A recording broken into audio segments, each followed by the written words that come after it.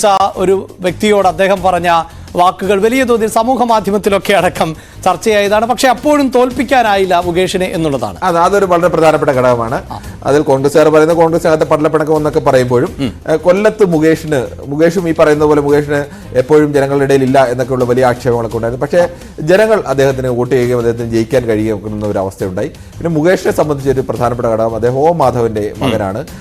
നല്ല കമ്മ്യൂണിസ്റ്റുകാരനും നല്ല കലാകാരനും ഒക്കെ ആയിരുന്ന ഒ മാധവനോടും അദ്ദേഹത്തിന്റെ കുടുംബത്തോടും അദ്ദേഹമൊക്കെ നാടകത്തിന് വേണ്ടിയും അല്ലെങ്കിൽ ഇടതു പ്രസ്ഥാനങ്ങൾക്ക് വേണ്ടിയും ഒക്കെ സഹിച്ച ത്യാഗങ്ങളോടും അവർ കടന്നു വന്ന വഴികളോടുമൊക്കെ കൊല്ലംകാർക്ക് നല്ല പരിചയമുള്ളതാണ്. ആ ഒരു സ്നേഹം കൂടി മുകേഷിനോടുണ്ട്. മാത്രമല്ല ഈ നടൻ എന്ന തരത്തിലുള്ള ഒരു പരിഗണന അത് ഇപ്പോൾ സുരേഷ് ഗോപി തൃശ്ശൂരിലേക്ക് വരുമ്പോൾ BJP പ്രതീക്ഷിക്കുന്നത് പാർട്ടി വോട്ടുകൾക്കപ്പുറത്ത് സ്ത്രീ വോട്ടുകളെയൊക്കെ സ്വാധീനിക്കാൻ പറ്റുമെന്നാണ്. കൊല്ലത്തേക്ക് വരുമ്പോൾ അങ്ങനെ ഒരു ഇമേജ് കൂടി പ്രയോജനം ചെയ്യും എന്ന് പാർട്ടി കരുതുന്നുണ്ടാകാം. അങ്ങനെ ഒരു പ്രതിച്ഛായ കൂടി യഥാർത്ഥത്തിൽ മുകേഷിനുണ്ട്. മുകേഷിനെ സംബന്ധിച്ച് മുകേഷിന് ഈ സാധാരണ ആർക്കായാലും ഒരു താല്പര്യം തോന്നുന്ന, ഇഷ്ടം തോന്നുന്ന, അല്ലെങ്കിൽ അവരിൽ ഒരാളായി നിന്നുകൊണ്ട് മുകേഷിന്റെ പ്രസംഗങ്ങൾ തന്നെ കേട്ടാലറിയാം അദ്ദേഹത്തിന് പറ്റിയ അബദ്ധങ്ങളാണ് പ്രധാനമായി അദ്ദേഹം വളരെ മനോഹരമായിട്ട് അവതരിപ്പിക്കുന്നത്. അങ്ങനെ ഒരു സാധാരണക്കാരുമായി കോറിലേറ്റ് ചെയ്യുന്ന ഒരാൾ എന്ന നിലയ്ക്ക് അങ്ങനെ കുറെ വോട്ട് ശേഖരിക്കാൻ കഴിയും എന്നുള്ളൊരു വലിയ പ്രതീക്ഷയുണ്ട്. പിന്നെ മറ്റൊരു സോഷ്യൽ എഞ്ചിനീയറിംഗിന്റെ ഒരു പ്രത്യേകത കൂടി ആലോചിച്ചാൽ ഈ കൊല്ലം ജില്ലയുടെ പ്രധാനപ്പെട്ട 4 വിഭാഗങ്ങൾ എന്ന് പറയുന്നത് ഈഴവ, നായർ, അതോടൊപ്പം തന്നെ മുസ്ലിം, ലത്തീൻ കത്തോലിക്ക, ഇങ്ങനെ വരുന്ന 4 നായർ സ്ഥാനാർത്ഥികൾക്കാണ് അവിടെ പ്രാമുഖ്യം. ഇതുവരെയും കൊല്ലത്ത് നായർ സ്ഥാനാർത്ഥികളല്ലാതെ മറ്റൊരു ഇഴവ സ്ഥാനാർത്ഥി അങ്ങനെ അവിടെ നിന്ന് ജയിച്ചിട്ടില്ല. ഇതിനു മുമ്പ് അങ്ങനെ ഒരു വലിയ മത്സരം നടന്നത് ബാബു ദിവാരൻ എസ് കൃഷ്ണകുമാറിനെതിരെ ഒരു മത്സരമായിരുന്നു.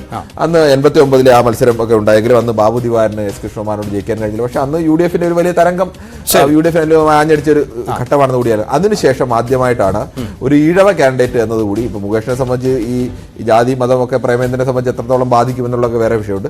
പക്ഷെ ഇതൊക്കെ ഒരു തരത്തിൽ അങ്ങനെയും കൂടി വന്നു കഴിഞ്ഞാൽ അങ്ങനെ ഒരു സ്ഥാനാർത്ഥി ആദ്യമായിട്ടാണ് കൊല്ലം ജില്ലയിൽ വരുന്നത് എന്ന ഒരു പ്രത്യേകത കൂടി ഈ മുകേഷിലാണ് ഈഴവർക്ക് വേണ്ടി മാറ്റിവെക്കുന്നത്. അത് പക്ഷെ കൊല്ലം ജില്ലയെ സംബന്ധിച്ച് കൊല്ലത്ത് ഞാൻ പറഞ്ഞില്ല, ഈ 4 വോട്ടും നിർണായകമാണ്. ഈഴ വോട്ടായാലും നായർ വോട്ടായാലും ലത്തീൻ വോട്ടായാലും മുസ്ലിം വോട്ടായാലും ഒക്കെ നിർണായകമാണ്. പക്ഷെ ഇവർക്കിടയിലെല്ലാം ഒരേപോലെ സ്വാധീനമുള്ള ആളാണ് പ്രേമേന്ദ്രൻ എന്നുള്ള യാഥാർത്ഥ്യം കൂടി, ഇതിനൊക്കെ അപ്പുറത്തേക്ക് സ്വാധീനമുള്ള ഒരാളാണ് പ്രേമേന്ദ്രൻ എന്ന യാഥാർത്ഥ്യം കൂടിയുണ്ട്.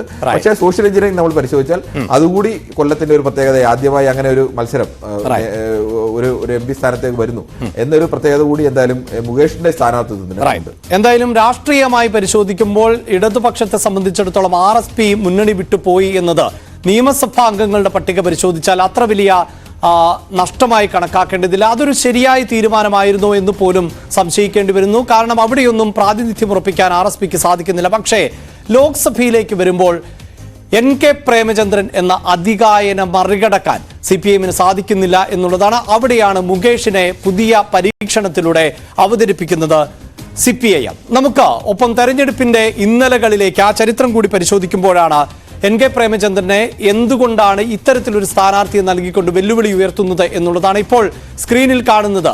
2009-ലെ തെരഞ്ഞെടുപ്പ് ചിത്രം ആണ്. അവിടെ പരിശോധിക്കുക. N പീതാംബരക്കുറുപ്പ്, P രാജേന്ദ്രൻ എന്നിവർ ആയിരുന്നു പ്രധാനപ്പെട്ട സ്ഥാനാർത്ഥികൾ. കിരൺ, അന്ന് P രാജേന്ദ്രൻ 2 തവണ വിജയിച്ച ശേഷമാണ് 3-ാം തവണ ഒരു മത്സരത്തിന് വരുന്നത്. അന്ന് യഥാർത്ഥത്തിൽ പീതാംബരക്കുറുപ്പിനെ കൊല്ലത്ത് മത്സരത്തിനൊക്കെ ഇടുമ്പോൾ പീതാംബരക്കുറുപ്പിന് ഒരു സീറ്റ് കൊടുക്കാൻ ഒരു അക്കോമഡേഷൻ എന്നതിനപ്പുറത്തേക്ക് ഈ മത്സരത്തിന് വലിയ പ്രാധാന്യമൊന്നുമില്ല എന്ന തരത്തിലൊക്കെ ആയിരുന്നു ആദ്യം വ്യാഖ്യാനങ്ങളൊക്കെ വന്നിരുന്നത്. പക്ഷേ